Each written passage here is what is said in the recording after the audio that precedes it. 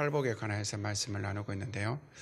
이 팔복을 우리가 함께 말씀 나눌 때 항상 잊지 않아야 할 것이 하나 있죠. 그것이 바로 복 있는 자가 어떤 자인가 하는 것입니다. 여러분, 최상의 복을 누리는 자는 많이 소유한 것도 많이 아는 것도 아닙니다. 한번 따라해 봅시다. 하나님께서 나의 하나님이 되시고 하나님께서 나와 함께 하시는 삶이 최상의 삶이다. 아멘. 이미 하나님께서 우리와 함께 하시고 나의 하나님이 되신 줄을 믿습니다. 그러므로 저와 여러분들이 항상 믿음 안에서 최고의 삶 살아갈 수 있기를 주의 이름으로 축복합니다. 오늘은 이제 그 5번째 말씀을 함께 나누겠는데요. 우리 한번 따라해 봅시다. 긍휼히 여기는 자는 복이 있나니 긍휼히 여김을 받을 것이며. 아멘. 긍휼히 여기는 자가 복이 있는데 그들이 긍휼히 여김을 받는다라고 말씀합니다. 여러분, 여기서 이 긍휼이라는 것은 그 근본이 사랑이 전제되어 있습니다. 그 근본에는 사랑이 전제되어 있는 그 이유가 무엇이냐면 긍휼이라는 단어 자체가 그 의미가 어머니의 자궁이라는 뜻이거든요. 근데 그것이 무엇이냐면 아이를 잉태한 어머니가 그 잉태한 아이를 향한 그 애틋한 사랑, 그것을 나타낼 때 긍휼이라고 이렇게 말합니다. 그러니까 우리가 긍휼이라고 말할 때는 항상 그 전제에 사랑이 깔려 있는 거예요. 그런데 우리가 긍휼히 여길 수 있는 그 사랑이 무엇이냐 하는 것입니다. 우리가 긍휼히 여길 수 있는 그 사랑은 요한복음 3장 16절부터 17절에서 우리에게 분명히 말씀하는 게 있어요. 그것이 뭐냐면 하나님이 세상을 이처럼 사랑하셨다는 것입니다. 하나님이 세상을 이처럼 사랑하셔서 독생자를 우리에게 주셨는데 이는 저를 믿는 자마다 멸망하지 않고 영생을 얻게 하려 하십니다 하고 말씀합니다. 자기의 아들까지도 아끼지 않으셨던 하나님의 그 사랑, 그 사랑이 있을 때에 우리는 긍휼히 여길 수 있고 긍휼히 여김받을 수 있다라는 말씀이에요. 그렇기 때문에 우리가 하나님의 사랑을 알지 못하고 하나님의 사랑을 누리지 못한다면 결코 우리는 참 긍휼을 우리의 삶에서 나타낼 수가 없고 긍휼히 여기는 삶을 살아갈 수가 없습니다. 저와 여러분들은 이미 그리스도 예수 안에서 하나님의 사랑을 받은 자입니다. 그리고 그 사랑을 누리는 자인 줄로 믿습니다. 그럼 주님께서 우리에게 말씀하셨듯이 그 독생자를 아끼지 아니하고 이 세상에 보내주셨던 그 사랑으로 우리는 긍휼히 여기는 삶을 살게 될 줄로 믿습니다. 이처럼 사랑을 근거로 우리가 긍휼히 여길 때 이 긍휼히 여기는 것에 또 무엇이 있냐면 불쌍히 여기는 마음이 있어요. 이 불쌍히 여기는 마음이라는 것은 하나님께서 주시는 그 사랑으로 생겨나는 마음입니다. 그런데 불쌍히 여기는 마음이 우리 안에 있을 때에 3가지 나타나는 삶의 모습이 있습니다. 그 첫 번째는 무엇이냐면 바로 용서입니다. 용서인데 그냥 어느 정도 용서하는 것이 아니라 완전하게 용서하는 마음이 긍휼히 여기는 자의 삶 가운데 나타난다는 거예요. 마태복음 18장 21절부터 35절까지 말씀을 보면 베드로가 예수님께 묻습니다. 예수님, 형제가 나한테 죄를 범하면 내가 7번까지 용서해야 됩니까? 라고 말하고 있어요. 근데 이 말의 뉘앙스를 보면 7번이라는 그 말에 상당히 관대한 마음을 가지고 너그러운 마음을 가지고 예수님께 말했다는 것을 느낄 수가 있습니다. 그런데 예수님께서는 이처럼 묻는 베드로에게 말씀하시기를 7번 아니라 70번씩 7번이라도 할지니라 하고 말씀하고 있어요. 이 예수님의 대답에는 숫자의 개념이 아닙니다. 형제를 네가 용서하기를 원하느냐? 그렇다면 완전히 용서해라. 그것에 대해서 잊어버리라는 말씀입니다. 그것을 다시 되새기거나 돌이키지 말고 용서했다면 잊어버리라는 것. 그가 그 문제를 가지고 또 너를 괴롭게 할지라도 네가 용서했다면 그것을 가지고 잊어버리라 하고 말씀합니다. 이와 같이 용서하고 잊어버릴 수 있는 이유에 대하여서 바로 예수님께서 달란트 빚진 자, 만 달란트 빚진 종의 비유를 통하여서 이제 제자들에게 가르치는 겁니다. 여러분, 만 달란트를 오늘날의 돈으로 환산하면 그 달란트가 금이었을 때, 은이었을 때 그 숫자가 15배 이상은 차이가 나겠지만 은으로 할지라도 상상할 수 없는 금액이고 금으로 할 때는 거의 웬만한 나라의 1년 예산에 버금가는 그런 금액입니다. 이처럼 엄청난 금액을 종이 왕에게 빚진 거예요. 이제 정산할 때가 되어서 왕이 종을 불러다 놓고 돈을 갚으라고 말합니다. 종이 어떻게 그 돈을 갚을 수가 있겠어요? 제가 갚을 테니까 용서해 달라는 겁니다. 왕은 너의 가족도 팔고 내 소유된 것 모든 것 다 팔아서 갚으라고 말하지만 이 종이 가지고 있는 모든 것을 팔아도 그 돈의 100분의 1, 1000분의 1, 아니 억분의 1도 갚지 못해요. 그런데 왕이 이 종을 보니까 그 마음에 불쌍히 여기는 마음, 이 종을 보니까 불쌍한 거예요. 갚지도 못할 텐데, 자기의 모든 것을 다 잃을 텐데 그 마음이 드니까 이 종이 불쌍한 겁니다. 그래서 참아달라고 엎드려 비는 종에게 이 왕이 그를 불쌍히 여겨서 그래, 내가 10,000달란트 빚진 거 탕감해 줄게 선포하셨어요. 네 빚진 거 이제는 없다. 그 빚에서 이제 자유하라 하고 말씀한 겁니다. 이 종이 탕감받은 그 기쁨을 안고 이제 왕 앞에서 거리로 나아가는데 그 거리에서 만나는 한 친구가 있습니다. 근데 이 친구는 누구냐면 이 종에게 100데나리온 빚진 자예요. 100데나리온이면 약 한 200만 원 정도 되는 그런 금액입니다. 결코 작은 돈이 아니죠. 이 100데나리온 빚진 친구의 멱살을 붙잡고 빚진 돈을 갚으라는 것입니다. 그런데 놀랍게도 이 종이 왕 앞에서 했던 말과 이 친구가 그 종에게 하는 말이 동일해요. 참아달라. 내가 반드시 갚겠다. 나의 모든 것을 팔아서라도 갚겠다. 왕은 그 종을 불쌍히 여겨서 10,000달란트 탕감해 줬지만 이 종은 그렇지를 못합니다. 오히려 이 친구를 돈 다 갚을 때까지 옥졸들에게 넘겨서 그가 감옥에서 지낼 수 있도록 하는 거예요. 왕의 신하들이 이것을 보고 민망히 여깁니다. 그래서 왕에게 가서 그 종에 관해서 이야기할 때 왕이 대노하죠. 그리고 그 종을 불러다가 나는 내가 빚진 10,000달란트를 탕감해 주었는데 너는 어찌하여 네 친구의 그 100데나리온도 탕감해 주지 못하느냐는 거예요. 나는 너를 불쌍히 여겨서 탕감해 주었지만 너는 네 친구를 불쌍히 여기지 않음으로 인하여서 네가 10,000달란트 다 갚을 때까지 너도 옥에서 지내라는 것입니다. 여러분, 우리가 어떻게 용서하고 잊어버릴 수 있습니까? 그것은 하나님께서 먼저 나를 용서하셨기 때문입니다.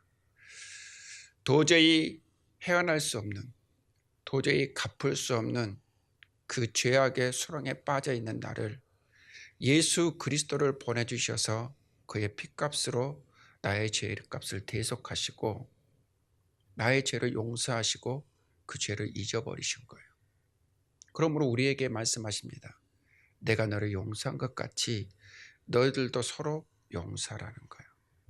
이 용서는 하나님께서 우리에게 베푸신 그 사랑을 근거로 합니다.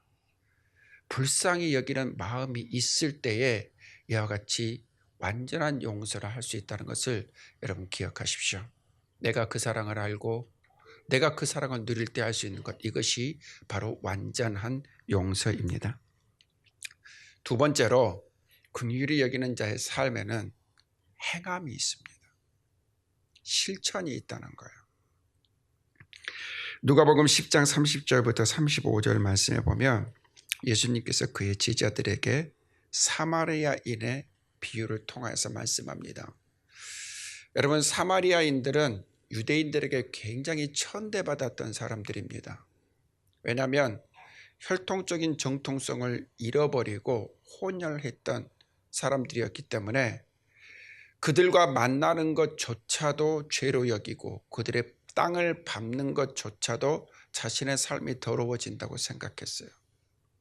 지나가는 개만도 못한 자들, 이방인으로 여겼던 것이 바로 사마리아인들이었습니다.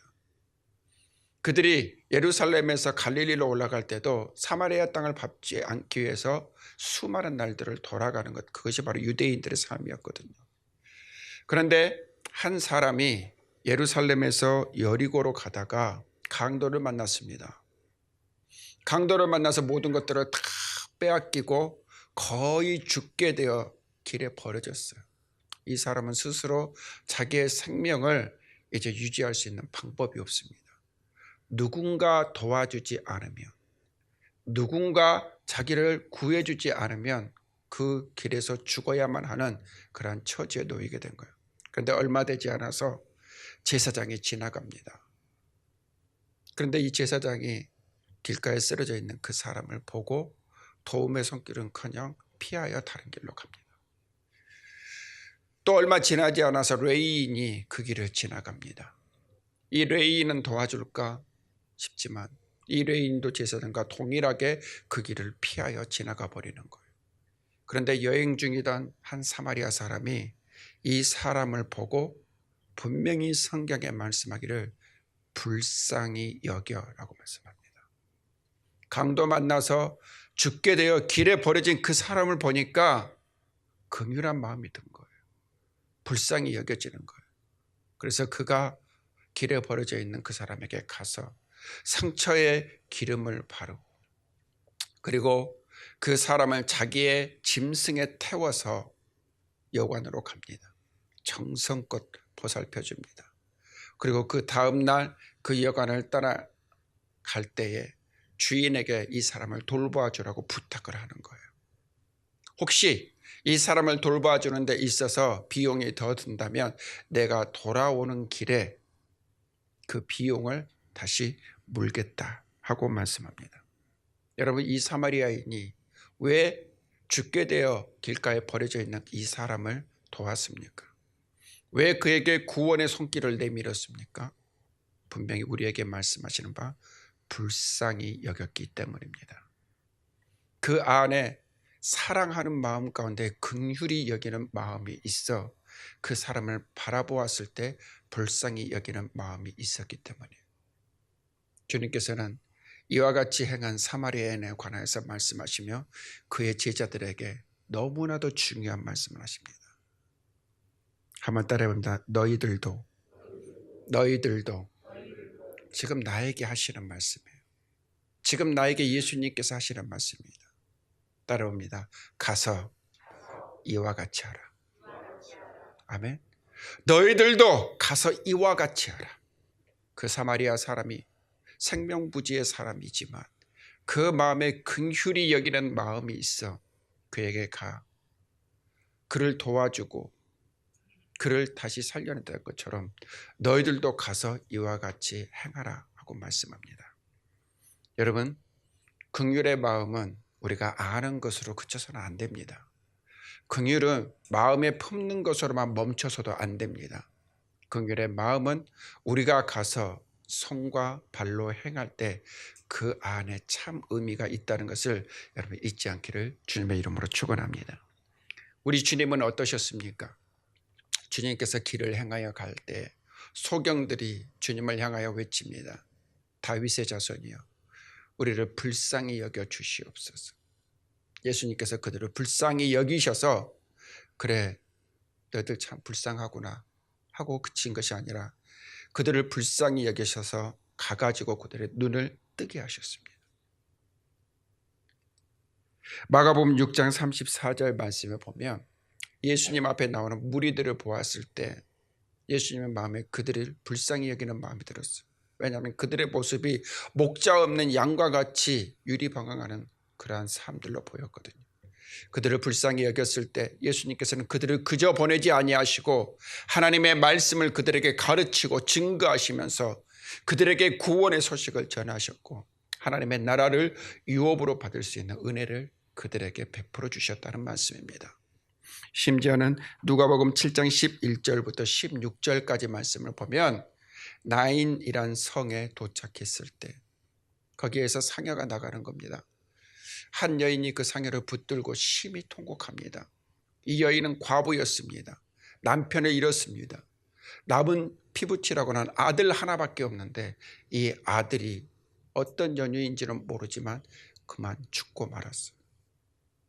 그 아이를 붙잡고 울부짖는 여인을 바라보는 예수님의 마음, 그 마음에 불쌍한 마음이 돼요. 이 여인의 삶이 너무나도 불쌍한 거예요. 지나가는 상여를 멈춰 놓고 주님께서 이 아이를 향하여서 말씀합니다. 생명의 선포가 그 가운데 있습니다. 아이야 일어나라. 그리고 이 아이는 생명을 다시 얻었고 그 어머니의 품으로 돌아갔어요. 불쌍히 여기셨기에 예수님께서 행하신 역사입니다. 여러분, 이처럼 그 마음에 긍휼의 마음을 품고 행하는 것이 얼마나 중요한 것인가 하는 것들은 마태복음 25장에서도 더 분명하게 우리에게 말씀합니다. 마지막 때에 주의 심판대 앞에 선 자들, 우편과 좌편에 있는 자들에게 주님께서 하셨던 그 말씀을 여러분 기억하십시오. 먹을 걸 주었고 마실 걸 주었고 입게 하였고 돌아보게 하였다. 양쪽에 있는 어느 누구도 우리가 언제 그랬습니까? 라고 의아해할 때 지극히 작은 자에게 한 것이 곧 나에게 한 것이니라 그랬어요. 우리의 작은 그 행함이, 믿는 자들을 향하여서 행하였던 그 작은 행함이 누구에게 한 것으로 여기신 겁니까? 예수님께 한 것으로 여기셨다는 말씀입니다. 이처럼 우리의 믿음의 삶에서 긍휼히 여기고 불쌍히 여기는 마음 가운데 행함이라는 것은 이처럼 중요한 것입니다. 여러분, 지극히 큰 것이 아니라도 작은 것부터 실천하십시오. 하나님께서 주신 그 마음을 가지고 작은 것부터 행하시기를 주님의 이름으로 축원합니다. 이것이 우리가 하늘나라에 쌓는 상급이 될 줄로 믿습니다. 여러분, 또한 불쌍히 여기는 마음에 세 번째는 희생이 있습니다. 충성이 있습니다. 헌신이 그 가운데 있다는 말씀입니다. 하나님께서 우리를 긍휼히 여기고 불쌍히 여기셨을 때 하나님께서는 그의 아들을 우리에게 보내주셨습니다. 예수님께서 인생들을 불쌍히 여기고 긍휼히 여기셨을 때 그의 몸을 십자가에 내어주셨다는 말씀입니다. 아들을 희생했습니다. 예수님께서는 그의 삶을 송두리째 십자가에 내어주셨습니다. 이것이 긍휼히 여기는, 불쌍히 여기는 삶의 온전한 헌신이고 희생이라는 말씀이에요.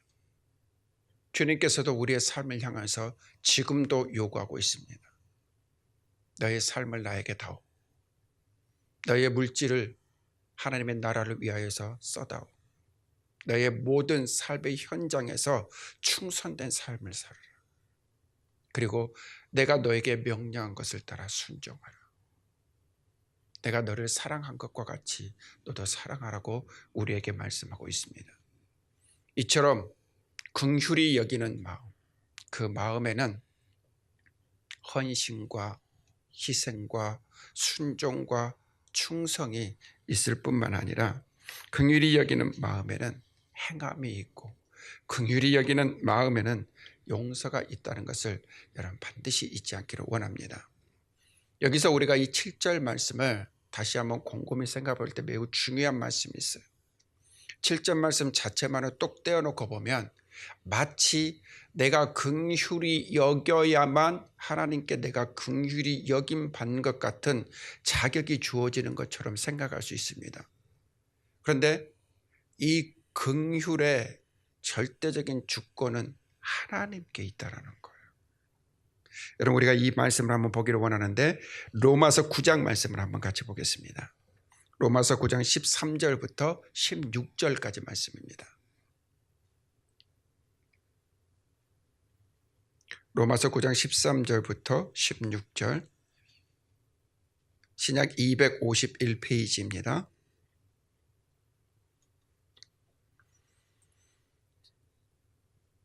로마서 9장 13절부터 16절 우리 한 목소리로 읽겠습니다. 기록된 바 내가 야곱은 사랑하고 에사는 미워하였다 하신과 같으니라. 그런즉 우리가 무슨 말을 하리요? 하나님께 불의가 있느냐? 그럴 수 없느니라. 모세에게 이르시되 내가 긍휼히 여길 자를 긍휼히 여기고 불쌍히 여길 자를 불쌍히 여기리라 하셨으니 그런즉 원하는 자로 말미암음도 아니요 다른 박질하는 자로 말미암음도 아니요 오직 긍휼히 여기시는 하나님으로 말미암음이니라. 아멘. 하나님, 왜 야곱은 사랑하고 왜 에사는 미워하셨습니까? 우리가 그렇게 말할 것이 없다는 거예요. 하나님께서 그의 공의를 따라 그 마음을 살피시고 에사는 사랑하셨다는 말씀입니다. 우리가 그것에 대하여서 하나님께 불의하다고 말할 수 없다는 거예요. 그런데 여러분 15절 말씀을 보면 너무 중요한 말씀을 모세에게 하세요. 내가 나 여호와가 긍휼히 여길 자를 긍휼히 여기고 불쌍히 여길 자를 불쌍히 여기겠다고 말씀하신 거예요. 긍휼히 여김과 그 불쌍히 여김이 누구에게 있다는 말씀입니까? 하나님께 있다는 말씀입니다. 그 말씀을 이제 16절에 확정하여 말씀하는 것이 내가 긍휼히 여기는 것은 네가 원한다고 되는 것이 아니다는 말씀입니다. 긍휼히 여기는 것은 원하는 자로 말미암음도 아니고 다른 박질한 자에게도 주어지는 거 아니다. 여러분 이 다른 박질은 무엇입니까? 내가 긍휼히 여김받기 위하여서 어떤 자격을 갖추기 위하여서 힘쓰고 애쓰고 하는 그런 모든 것들을 말하는 거예요. 그러한 것들로 긍휼히 여김받는 거 아니다는 말씀입니다. 긍휼히 여김받는 것은 오직 하나님으로 말미암은 것이라. 하나님으로 말미암은 것이라. 하나님께서 긍휼히 여기실 때 긍휼히 여김받는 겁니다. 하나님께서 불쌍히 여기실 때 불쌍히 여김받는 것입니다. 그렇다면 여기에서 너무나도 중요한 말씀이 있어요. 내가 긍휼히 여기는 것이 먼저가 아니라 하나님께서 나를 먼저 긍휼히 여기셨고 하나님께서 나를 먼저 불쌍히 여기셨기 때문에 그 긍휼과 사랑을 입은 내가 긍휼히 여기고 사랑할 수 있다는 말씀입니다. 불쌍히 여길 수 있다는 말씀입니다. 나의 사랑을 알고 나의 긍휼을 알고 내가 불쌍히 여기는 것을 네가 알아. 그 사랑과 긍휼을 나타낼 때 나는 너와 함께할 것이고 그 긍휼이 내 삶에서 떠나지 않을 것이라는 말씀이에요. 여러분 긍휼히 여기는 것은 자격 아닙니다. 긍휼히 여기는 것은 조건 아닙니다. 긍휼히 여기는 것은 내가 원한다고 해서 되는 것이 아닙니다. 하나님의 사랑을 알고 내가 먼저 긍휼히 여김받고 내가 먼저 하나님께 불쌍히 여김 받은 것을 알고 그것을 믿음으로 고백할 때 우리는 참으로 긍휼히 여길 수 있고 불쌍히 여길 수 있다는 것을 여러분 반드시 기억하기를 주의 이름으로 축원합니다. 이것이 참 긍휼입니다. 이것이 참 사랑입니다. 이것이 참 불쌍히 여기는 마음을 가지고 행하는 우리의 믿음의 삶인 줄로 믿습니다. 그러므로 우리가 온전히 긍휼히 여김 받는 것 자체가 하나님의 사랑이요 은혜인 것을 알고 우리의 삶에서 그 사랑과 긍휼히 여기는 마음으로 불쌍히 여기는 저와 여러분의 삶이 되기를 주님의 이름으로 축원합니다. 다시 한번 오늘 우리에게 주신 말씀을 기억합시다. 긍휼히 여기는 그 마음은 무엇보다도 독생자를 주시기까지 우리를 사랑하셨던 그 사랑이 기본으로 전제되어 있는 거예요. 그 긍휼 안에는 불쌍히 여기는 마음이 있어. 그 불쌍히 여기는 마음을 가지고 우리는 완전히 용서하는 삶을 삽니다. 왜요? 주님께서 우리를 용서하셨기 때문에. 주님께서 우리를 용서하고 잊어버리셨기 때문입니다. 긍휼히 여기는 삶은 실천하고 행하는 삶입니다. 입술로만 긍휼히 여긴다고 해서 긍휼히 여김 받는 것이 아닙니다. 우리의 삶이 행하고 실천할 때 그 긍휼이 참 의미를 지닐 수 있다는 말씀이에요. 그리고 그 긍휼에는 헌신과 희생과 순종과 충성이 있어 세상 가운데 하나님께서 우리에게 나타내신 그 사랑과 긍휼과 자비, 용서 이 모든 것들을 우리의 삶으로 표현하고 나타내는 것이라는 것 여러분 반드시 기억하기를 주님의 이름으로 축원합니다. 이와 같이 긍휼히 여길 때 하나님께서는 우리와 함께 하시고 그 긍휼의 마음을 우리에게 끊임없이 부어주신다는 것을 여러분 기억하기를 주의 이름으로 축원합니다. 저 여러분의 삶에 주님 오시는 그날까지 이 아버지의 마음을 품고 그리스도인으로서의 온전한 삶을 사는 복이 있기를 주의 이름으로 축원합니다. 기도하시겠습니다.